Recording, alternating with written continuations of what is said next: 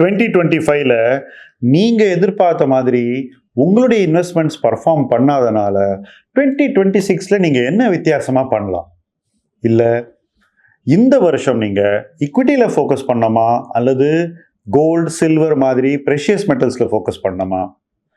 Mutual ஃபண்ட்ல invest பண்ணும்போது நீங்க direct ஆப்ஷன்ல பண்றதுக்கும் ரெகுலர் ஆப்ஷன்ல பண்றதுக்கும் உங்களுக்கு என்ன வித்தியாசம்? என்னென்ன சிஸ்டம்ல என்னென்ன பெனிஃபிட்ஸ் இருக்கு? இடிஎஃப்ல இன்வெஸ்ட் பண்ணலாமா அல்லது இண்டெக்ஸ் ஃபண்ட்ல இன்வெஸ்ட் பண்ணலாமா?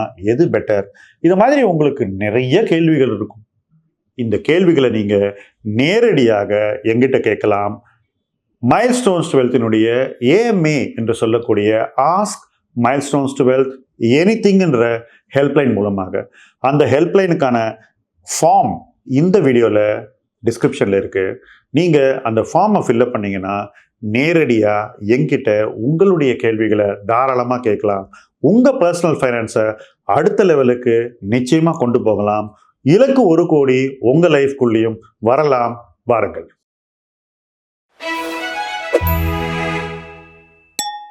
ஃப்ரெண்ட்ஸ், இன்றைக்கு நாம் பேச போகிற தலைப்பு, என்னுடைய ட்ரீம் காரை நான் எப்போ வாங்கணும்? இந்த கேள்வி எல்லாருக்கும் வருதில்ல. எப்போ நீங்கள் ஒரு பைக் வாங்குறீங்களோ அன்னைக்கே உங்கள் மைண்டில் ஒரு கார் வாங்கணும்பா அப்படின்னு ஒரு விதை விதைக்கப்படுகிறது. என்னதான் ஊரில் கார் வாங்க என்ன அவசரம் அப்படின்னு கேட்டாலும், கார் வாங்குறதுங்கிறது ஒரு சோஷியல் சிக்னலிங். நான் என் குடும்பத்தார் இருந்த நிலையிலிருந்து இந்த நிலைக்கு வந்திருக்கிறோம் அப்படின்றது தான். இந்த சோஷியல் சிக்னலிங் பண்ணாமல் இருக்க முடியுமா அப்படின்னு சொன்னீங்கன்னா உறுதியாக முடியாது அப்படின்னு தான் நான் சொல்லுவேன். சில பேர் சொல்லுவாங்க, நீங்கள் பேசாத ஓலா ஊபர்லேயே போயிட்டு இருக்கலாமே, எதுக்கு காருன்னு. அதை சொல்லக்கூடிய யார் தெரியுமா? கார் அவங்ககிட்ட இல்லைன்னா கூட சமுதாயத்தில் அவன் பணக்காரன்னு யார் அறியப்படுகிறானோ அவன் தான் சொல்ல முடியும். அது இன்வெஸ்ட் நாபரி, பயங்கர கோடீஸ்வரர் ரப்பர் செருப்பு போடுற மாதிரி. ஓகே, ஆனால் ஒரு சாமானியமான மிடில் கிளாஸ் பர்சன் அந்த மாதிரி இருக்கவே முடியாதுங்கிறத நான் முழுதும் ஏற்றுக்கொள்கிறேன். ஏன்னா ஒரு குடும்பம் வளர்கிறது அப்படின்னா அந்த குடும்பம் தான் நல்லா இருக்காங்க அப்படிங்கிறத காட்டுறதுக்கு நிறைய வழிகள் இருக்கு. நிறைய முயற்சிகளை அவங்க எடுத்து தான் அந்த வழிகளை அடைய முடியும். அந்த முயற்சிகளில் முக்கியமான முயற்சி இந்த மொபிலிட்டி சம்பந்தப்பட்டது. என்ன வாகனம், எப்படி அவங்க ஒரு இடத்துல இருந்து இன்னொரு இடத்துக்கு போறாங்கன்றது கிட்டத்தட்ட ஒரு குறியீடு தான். ஒருத்தர் நடந்தே வரானா அது ஒரு குறியீடு, சைக்கிளில் வரானா அது அடுத்த குறியீடு, பைக்கில் போறானா அது வேற மாதிரியான குறியீடு, காரில் வரான் குடும்பத்தோட பெரியவங்களெல்லாம் உட்கார வச்சு கூட்டிட்டு வரானா அது வேற வகையான ஒரு குறியீடு. இந்த குறியீடை நீங்க சமுதாயத்தில் எல்லா பாயிண்ட்லையும் நீங்க நிச்சயமா செஞ்சுதான் ஆகணும். அதுதான் கார் வச்சுக்கிறதுல இருக்கக்கூடிய முக்கியமான ஒரு அவசியம். ஓகே, ஒரு இடத்துல இன்னொரு இடத்துக்கு போறேன், எப்போ வேணா போக முடியுது, வசதியா இருக்கு, ஏர் கண்டிஷனிங் இருக்கு, இதெல்லாம் அதுக்கப்புறம் தான். ஃபர்ஸ்ட் சோஷியல் சிக்னலிங் தான். ஸோ இந்த சோஷியல் சிக்னலிங்கை எப்போ பண்றது அப்படிங்கிறது தான் ஒரு ஸ்மார்ட்னஸ் இருக்கு, ஒரு ஷார்ப்னஸ் இருக்கு. எல்லாருக்கும் என்ன பிரச்சனைனா, நம்ம ரொம்ப அவசரப்படுறோம். நம்ம அவசரத்துக்கு இன்னைக்கு சமுதாயமும் ஹெல்ப் பண்ணுது. எப்படின்னு கேட்குறீங்களா? வேலைக்கு சேர்ந்த உடனே ஒரு சேலரி சர்டிஃபிகேட் வந்துடுது இன்னைக்கு எல்லாருக்குமே. அந்த சேலரி சர்டிஃபிகேட்டை பேஸ் பண்ணி உடனே உங்க பேங்கர் ஒரு கார் லோன் கொடுக்க ரெடியா இருக்கும். அப்போ நீங்க என்ன நினைக்கிறீங்க? இப்பவே இந்த காரை வாங்கி கெத்து காட்டிட்டா என்ன அப்படின்ற நேச்சுரலான ஒரு ஃபீலிங் எல்லாருக்குமே வருது. ஆனா அப்ப அது என்ன செய்யுதுனாக்கா, உங்க வருமானத்தில் இருக்கக்கூடிய ஒரு சிக்னிஃபிகண்ட் பார்ட்டை இஎம்ஐ அப்படின்ற ஒரு இடத்துல கொண்டு போய் வச்சிருது. அப்படி வைக்கும் போது என்ன ஆகுது? நீங்க செலவு என்ற வட்டத்துல முதல்ல போயிடுறீங்க, சேமிப்புன்ற ஒரு வட்டத்துல போக தவறிடுறீங்க. எல்லாரும் என்ன பண்றாங்கன்னா, இன்னைக்கு சம்பளம் வந்த உடனே அந்த சேலரி சர்டிஃபிகேட் வச்சு நிறைய கடன்கள் வாங்கிடுறாங்க. ஐபோனுக்கு ஒரு கடன், பைக்குக்கு ஒரு கடன், வேற ஏதோ ஒரு ஹாலிடேக்கு ஒரு கடன்னு 2-3 கடன்கள் சேர்ந்த உடனே என்ன ஆகுதுனாக்கா, அவங்களுக்கு ஒரு 40,000 சம்பளம் வருதுன்னா இந்த இஎம்ஐயே 20 போயிடுச்சு. அப்போ அவங்க என்ன நினைக்கிறாங்கன்னா, பாதி சம்பளம் தானே, மற்றதில் வாழ்ந்துடலாம் அப்படின்னு நினைக்கிறாங்க. ஆனா இதெல்லாம் சேர்ந்த உடனே இதை சேர்ந்து மற்ற சேர்க்கைகள்லாம் வந்துடும். ஒரு இடத்துல போய் சோஷியலைஸ் பண்ணணும், ஒரு வகையான நண்பர்களோட தான் பழகணும், அவங்களுடைய லைஃப் ஸ்டைலை நம்ம மேட்ச் பண்ணணும். இந்த பைக் வச்சிருக்கேன்னா இந்த பைக்ல போனா இந்த பிராண்ட் ட்ரெஸ் தான் போடணும்.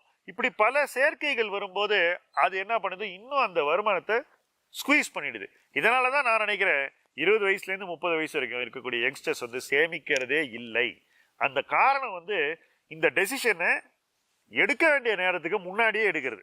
ஏன்னாக்கா வங்கி உங்க சேலரி சர்டிஃபிகேட் பார்த்து கடன் கொடுக்க ரெடியா இருக்கும். வங்கிக்கு நீங்க ஒரு சோர்ஸ் ஆஃப் வருமானம், அவன் உங்ககிட்ட செய்யறது வியாபாரம். உங்களுக்கு ஒரு கடன் கொடுத்தானா உங்களுக்கு ஹெல்ப் பண்ணல, உங்கள் வருமானத்துலேருந்து ஒரு வட்டியை எடுத்துக்கிறான். அதுதான் வங்கியினுடைய வேலை அல்லது எல்லா ஃபைனான்ஷியலுடைய வேலை. இப்போ நிறைய பேர் என்ன பண்ணுறாங்க, இந்த தப்பை வந்து ஹையர் லெவல்லலாம் பண்ண ஆரம்பிச்சிட்டாங்க. நீங்கள் ஏதோ first car, entry level car வாங்குறதுல நடக்கிற தப்பை பற்றி நான் பேசுகிறேன்னு நினைக்காதீங்க. எல்லா லெவல்லையுமே அவசரப்பட்டு ஒரு வாகனத்தை வாங்கும்போது எல்லாருமே இந்த வட்டத்துக்குள்ளே வந்து சிக்கிக்கிறாங்க. ஏன்னா இதுக்குள்ளே வந்துட்டீங்கன்னா இதுலேருந்து வெளியே போக முடியாது. ஸோ எப்போ ஒரு வாகனத்தை வாங்கணும் அப்படிங்கிறதுல கொஞ்சம் நம்ம கேர்ஃபுல்லாக இருக்கணும் அப்படின்னு நான் நினைக்கிறேன். என்னை பொறுத்த வரைக்கும் எல்லாருமே சீக்கிரம் கார் வாங்குறது அப்படிங்கிறது இன்னைக்கு நடந்துகிட்டு இருக்கு, நடைமுறையில் நம்ம பார்க்கறோம். அந்த டெசிஷனை சில ஆண்டுகள் தவிர்க்கும் போது அல்லது தள்ளி போடும்போது நீங்கள் உங்களுடைய ஃபைனான்ஷியல் ஸ்ட்ரென்த்தை பில்டு பண்ணிக்கிட்டு அதை வாங்க முடியும். உதாரணத்துக்கு கையில் ஒரு 10 லட்சமாவது இருக்கணும் ஒருத்தன் கார் வாங்கும்போது. அந்த 10 லட்சத்தை போட்டு நீங்கள் கார் வாங்க வேணாம். அந்த 10 லட்சம் இருக்குன்றது உங்களுக்கு ஒரு ஃபைனான்ஷியல் ஸ்ட்ரென்த். நான் கார் வாங்கும்போது என்கிட்ட 1 கோடி ரூபா இருந்தது. அது வரைக்கும் நான் காரே வாங்கலை. ஏன்னா எனக்கு பயம், என்ன நடக்கும் மார்க்கெட்டில். நம்ம எத்தனையோ கஷ்டமான காலங்கள்லாம் பார்த்துருக்கோம். ஸோ நம்ம பாட்டுக்கு ஒரு காரை வாங்கிட்டு அது வேற நமக்கு அதிக செலவு வச்சுக்கிட்டு இருந்ததுன்னா பெரிய தலைவலி. ஒரு ஸ்டேஜை கிராஸ் பண்ணும்போது நம்ம வண்டி வாங்குவோம் அப்படிங்கிறது தான் என்னுடைய லாஜிக். உங்ககிட்ட 10 லட்சம் இருந்ததுன்னா உங்களால் அந்த காரனுடைய டவுன் பேமெண்ட்டில் அட்லீஸ்ட் 4/1 பாகமாவது கொடுக்க முடியணும் ஃபர்ஸ்ட். அப்போ என்ன ஆகும்னா உங்களுடைய இஎம்ஐயின் அளவும் குறையும், உங்கள் லோனுடைய டியூரேஷனும் குறையும். இன்னைக்கு பேங்க் ரொம்ப லாங் டியூரேஷனுக்குலாம் ஆட்டோ லோன் கொடுக்க ரெடியாக இருக்காங்க. நான் சொல்கிறேன், காருடைய மதிப்பு கூட கூட நான் என்ன பண்ணேன்னு ஒரு சிம்பிள் தம்ப்ரூல சொல்கிறேன். 10 லட்சத்துக்கு கீழே கார் மதிப்பு இருந்த வரைக்கும் 5 இயர் தாண்டி என்னோட லோன் டியூரேஷன் போகவே இல்லை. 10 lakhs வரைக்கும் கார் வாங்கினா 5 இயர்ஸ், 25 lakhs வரைக்கும் கார் வாங்கினா 3 இயர்ஸ். அதுக்கப்புறம் எந்த வேல்யூ கார் வாங்கினாலும் 3 இயர்ஸ் தான் இருக்கணுன்றது என்னுடைய லாஜிக். அப்போ என்ன ஆகும்னா நீங்கள் வந்து ஒரு சிக்னிஃபிகண்ட் டவுன் பேமெண்ட்டை போடுவீங்க. உங்களால் பே பண்ணக்கூடிய இஎம்ஐயை தான் நீங்கள் வந்து இஎம்ஐயாக வச்சுக்குவீங்க. அப்போ கடனை குறைச்சிருவீங்க. 3 வருஷத்தில் பே ஆஃப் பண்ணிடணும் ஹையர் வேல்யூ கார். இதுதான் என்னுடைய சிம்பிள் தம்ப் ரூல்.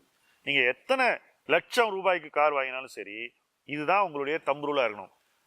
10 லட்சத்துக்கு கீழே கார் வாங்கினீங்கன்னாக்கா 5 இயர்ஸ்க்கு மேலே உங்களுடைய இஎம்ஐ போகக்கூடாது. அதுக்கு ஏற்ற மாதிரி நீங்கள் பேக் ஒர்க் பண்ணி உங்களுடைய கான்ட்ரிபியூஷனை கிரியேட் பண்ணிக்கணும். அப்படி பண்ணீங்கன்னா நீங்கள் வந்து கடனாளியாக இருக்கக்கூடிய கால அவகாசம் குறைந்து விடும். ஒவ்வொரு மிடில் கிளாஸ் பர்சனும் நினைக்க வேண்டியது இதுதான். அவன் கொடுக்குறான் லாங்கர் டியூரேஷன், நீங்கள் டியூரேஷன் எடுக்கக்கூடாது. உங்களுடைய கால அவகாசம் எப்போவுமே ஷார்ட்டஸ்ட் பாசிபிள் லெவலுக்கு கொண்டு வந்து நிறுத்தணும். அப்படி உங்களால் 5 இயரில் அந்த லோனை பே பண்ண முடியாமல் இருக்கு, அதுக்கு உரிய டவுன் பேமெண்ட்டோ அல்லது இஎம்ஐக்கான மாத வருமானமோ இல்லைன்னா நீங்கள் கார் வாங்கக்கூடாது அப்படிங்கிறது தான் என்னுடைய ஆலோசனை. அதுதான் உங்களுடைய ஸ்ட்ரெஸ் டெஸ்ட்.